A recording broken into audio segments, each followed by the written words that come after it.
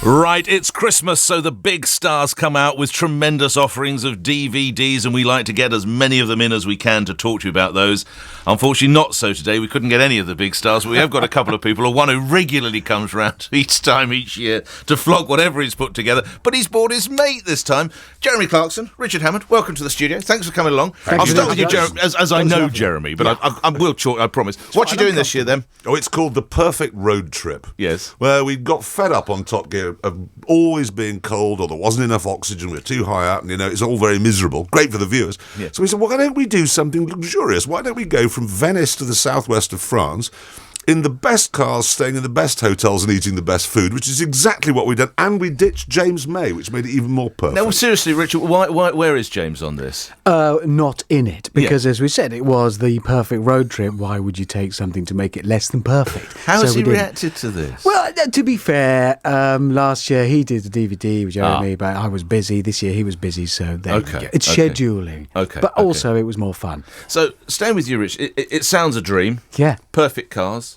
Beautiful hotels, but you've got to take him along. Yeah, do you want to? Well, yes, but we were in separate cars. Yes, so there was did you have plenty to eat with of him time. at night? Yeah, the eating thing was annoying because he kept wanting to eat fancy, stupid food. Octopus isn't fancy. It is. It isn't. It's not. It No, we tasty. did have one particularly fine moment as we neared our destination, and we were on the French motorway just outside Toulouse, 24 hours before the BBC ran a story about a new crack anti-speeding squad that we'd encountered 24 hours earlier, and they removed our driving licences from us. Yeah. So that was there and then? Yeah.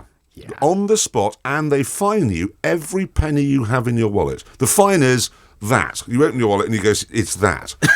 So you are then left at the side of the road with no money, no car, but no ability to drive it. Yeah. Like, we were okay because we had a film crew. I'd love to know what, and from maybe your listener, maybe it's happened to many of them, what do you actually do? I mean, I don't know. I cannot think what I would do. How fast were you going, Mr. We were unbelievable. No, they caught us while we were braking. So we were down to 100. Well, they've changed their minds, haven't they? At the time, they said 140 kilometres an hour, which is only 10 over the motorway speed limit. Right. But just before the toll booth there, which is why we're braking, it's only 90. So we lost our licence. But in all seriousness, if you'd come back from a family holiday, one driver in the car, you're left standing by the side of the motorway, kids, family, luggage. Well, you're divorced, and you take the kids on a lovely holiday. Day 2, you get nicked out of Calais. Yeah, and what do you? I don't. You're at the side of the motorway. You walked to what? Yeah, and then when you get there, you have no money, and then what?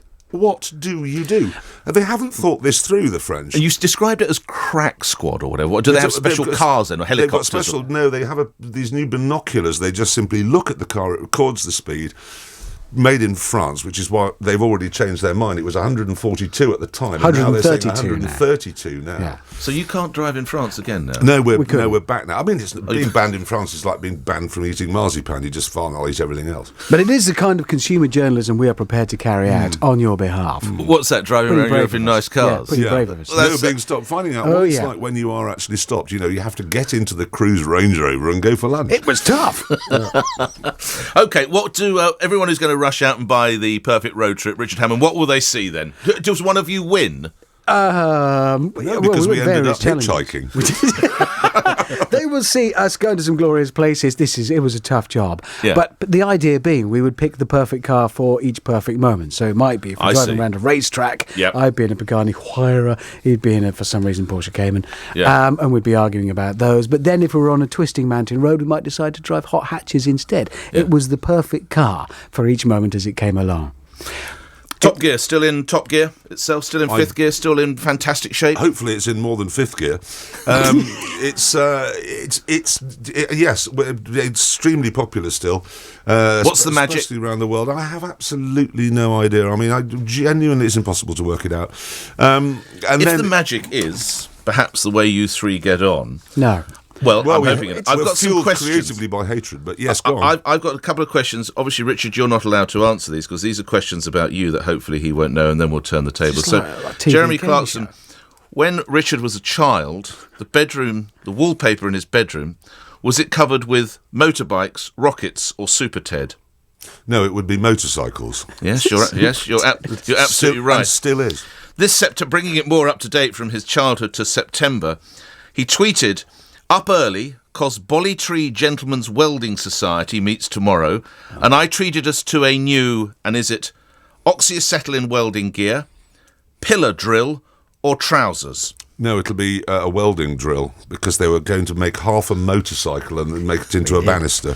Yeah. Right, well, that didn't work, because you do clearly know, Richard. What is a pillar drill, Richard? It's a large device for fixing the drill in place so you can lower it with precision onto whatever it is you want to drill. And this isn't a cover for some drinking club, a Bolly Tree Gentlemen... actually exists. We start welding and then we progress to drinking, and then we combine the two. And there's a lot of fires, a lot of scarring. There isn't much to do. It's great. So they buy welding equipment or have fights in pickup trucks. Well, you scored 2. Now let's reverse the tables. Richard, here comes your question. Yeah. What was the part that Jeremy played in the BBC Radio Children's Hour drama of the Jennings novels? When he was a kid, this was. Yeah, yes, I know he did it. Was it Taplin, Caplin, or Maplin? Oh, Caplin.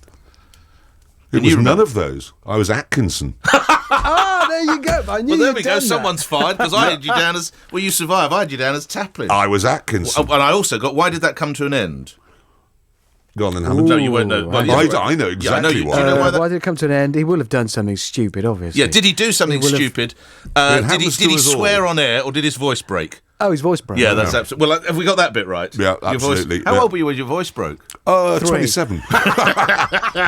Last question for you, Richard. Yeah. Where was Jeremy in Channel 4's 100 Worst Britons We Love to Hate? Did he come 6th, 16th, or 66th? 6th. No, you were a disappointing 66th, Good God. by the way, Jeremy. What happened there? You weren't working hard enough. Didn't ask Richard Hammond. Yeah, there you go. Now, just always nice to have your views on current news stories, Jeremy There aren't Clarkson. any news stories this week. No, it's a slow week, but I thought you'd like this one.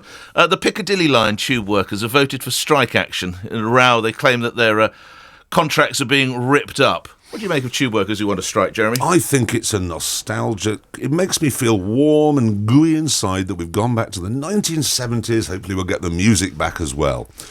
You're hoping I'm going to say something else. No, you're not saying. The last time I did that, the Daily Mail went berserk, so I'm not going to this time. All right, well, let's get Richard on that nice Mr. Clegg, who, of course, was sitting in this very chair yesterday, because this is where he comes. This is where he comes and does it. If you have a child, you should have the best part of 10 years. No, I'm lying. You should have 52 weeks off, Richard. Now it should be shared between mum and dad. This idea of sharing it between mum and dad. I mean, you can see why. It's to give everybody a shot at having a job, but surely... I don't think childcare can be that easily and conveniently worked into a career. I think you're going to have to work your life around it somehow. I don't think that's the answer. I really don't. Jeremy, I sense you'd like to get involved here. No, not at all. Opinions always get me in trouble. Do they? Always. No, I mean, the fact is if you've got a small shop, somebody comes in, gets up the duff, and then you've got to give them 52 weeks. I mean, it's impractical. I think if you're cocooned in Westminster and in the government where you can make these decisions because the civil service allows that sort of thing to happen, it's not real world, is it? And how will small businesses protect themselves from that happening? Presumably by not employing people. Well, what they'll by do not employing people who might fall pregnant. Well, they'll employ people, not your age, but they'll employ people, as Jeremy, or homosexuals. You would never, ever employ someone who might conceivably get pregnant. So end result is it's going to be harder for young couples in their 20s who need the cash, possibly afford to unlike buy a rich people like me and Jeremy, who just work for fun now. Well, how are you going to get a start if you can't? A house is so incredibly expensive to buy or rent. Yeah. Plus, you won't get a job because small employers will be terrified of giving you that. We've got just over a minute left. So you've done everything. You've driven in the most terrible, trying circumstances across jungles and goodness knows what else. You've had luxury drives as well. What's next? Where do you take this next? Well, we've just finished filming what will be Series 21 of Top Gear. We've been in Burma, we've been in the Ukraine, I've done Italy, you're going next week to Dubai. We're not running out of ideas.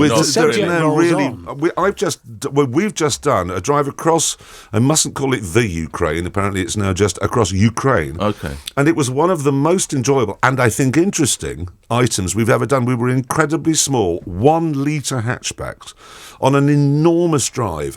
It's the sort of you know, when you were a child and you were taken to the seaside and you thought, this is the most boring thing I've ever done. We sort of went, how boring can a drive be? And actually, it turned out to be a properly good item. I think it is one of our absolute best, I think. We'll see. When they nicked you in France, the French, did they realise they'd got a couple of TV stars, Richard? No. It's the only country in the world, really is, where it's just not. It's not known. I've always said I like going on holiday in France because I actually do like France. So can we please not show Top Gear there so that I can have a holiday from, Jezza, you know. So that worked very well until you're stopped by the police, because every other country, the police, hey, he's Top Gear, and they let you off. Yeah. But there, it was, I don't know who I am. Exactly. So, That's right. Right, the product is, let's tell everybody about it one last time. Jeremy Clarkson, they've got to go out and buy Top Gear, the perfect road trip. And they get you, and Richard Hammond too. Richard, thank you very much. Great to meet you for the first time. Jeremy, it's Christmas, so I always see you. Thank you very much indeed. Good luck. Go out and buy it. I'm done for another day. I'm done for another week. James O'Brien's The Other Side of the News on LBC 97.3. I'm with you Monday morning from 7. Meantime, stay safe. Thank you, Nick. I'm just hoping I don't drown in all the estrogen that's swilling around this studio at the moment. Coming up first this morning after 10, I was reading last night about 2,500 European